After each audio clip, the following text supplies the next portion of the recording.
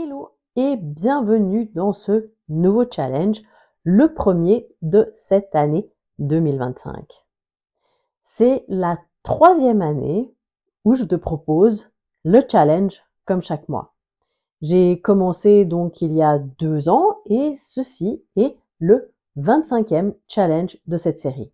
Si tu n'as pas encore vu les autres et si tu cherches des idées d'entraînement, n'hésite pas à visionner les 24 autres challenges. Ça te donnera vraiment une belle collection parce que là, ça commence à faire quand même un paquet d'informations, d'exercices à pratiquer avec ton chien.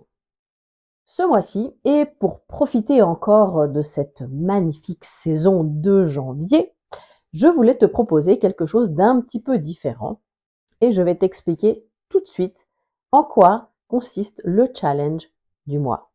Pour pratiquer ce challenge, tu auras besoin bien évidemment de ton chien, de récompenses appétantes, que ce soit peut-être du fromage, des knackis, des choses que ton chien aime, ou son jouet préféré si tu préfères travailler ton chien au jouet. Le thème de ce mois-ci, je te donne dans le mille, eh ben, tu as tout compris, c'est le noir.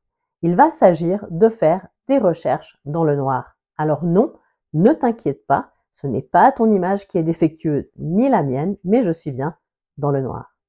Allez, j'ai rallumé la lumière et je peux donc continuer mes explications.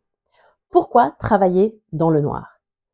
Pour ceux qui ont déjà fait du man-trailing et du man-trailing nocturne, c'est une expérience assez particulière. Quand on est dans le noir, on doit pleinement faire confiance à son chien. On ne voit pas forcément où on marche, ça peut être compliqué, ça peut être sport si on a un chien qui tire beaucoup. Mais c'est vraiment quelque chose d'incroyable à vivre parce qu'on est en osmose avec son chien. On le suit, on ne sait pas où il va, parfois on se prend une branche si on est en forêt, et ça c'est du vécu. Mais ça reste néanmoins une expérience hyper intéressante. Du coup, on va transposer ça à la détection. Comme on est en janvier, on va dire qu'il fait nuit facilement, nuit noire, à peu près vers 18h, voire 18h30, et il est donc pas trop tard pour peut-être placer des caches en extérieur. Bien évidemment, si tu es en ville, tu seras jamais vraiment dans le noir. Donc l'idéal, c'est de trouver un coin en extérieur, en forêt ou même en campagne, et en tout cas un endroit où il n'y a pas vraiment d'illumination de ville. Tu peux aussi faire ça chez toi, éteindre toutes les lumières, fermer les stores, encore une fois, si tu es en ville et que du coup, tu aurais quand même un lampadaire à proximité. Et tu vas, une fois que donc évidemment que tu as placé tes caches, tu vas demander à ton chien de chercher. Je te rassure, même si pour nous, la vision nocturne, c'est pas optimal, on arrive toujours plus ou moins à s'adapter. Nos yeux vont s'adapter au bout d'un moment à l'obscurité. On va quand même voir ce que fait le chien.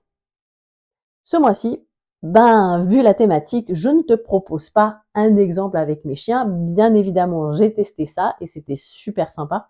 Mais filmer dans le noir et te montrer du noir, ça n'avait absolument aucun intérêt.